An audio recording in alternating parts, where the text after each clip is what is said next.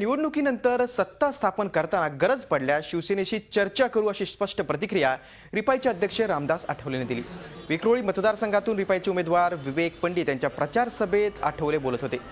महत्त्वाचं म्हणजे गडकरींनी सुद्धा अशा प्रकारचे संकेत याआधी दिले होते। त्यातच आठवलेंनी आपली भूमिका जाहीर केल्यानं यापुढची राजकीय गणित काय असतील याकडे सर्वांचं लक्ष लागले।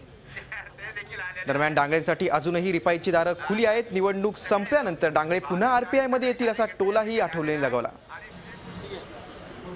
मला असं वाटतं की म्हणजे आमचा तर प्रयत्न असाच राहणार आहे की भाजप आणि आरपीआयला मेजॉरिटी मिळावी, पण आता एक लोकशाहीमध्ये निवडणुकीमध्ये जे रिझल्ट असतात ते रिझल्ट आपल्या अपेक्षेप्रमाणे येतातच असं नाही आहे। त्यामुळे जर जागा कमी पडल्या तर आम्हाला सर्वात मित्रपक्ष म्हणून शिवसेनाच राहणार आहे। त्यामुळं राष्ट्रवादी किंवा काँग्रेस किंवा इतरांच्या पाठिंब्यावरती सरकार स्थापन करणं अडचणीचं होईल आणि त्यामुळं मला असं वाटतं की जर जागा कमी पडल्या तर शिवसेनेसोबतच आपल्याला बोलावं लागेल।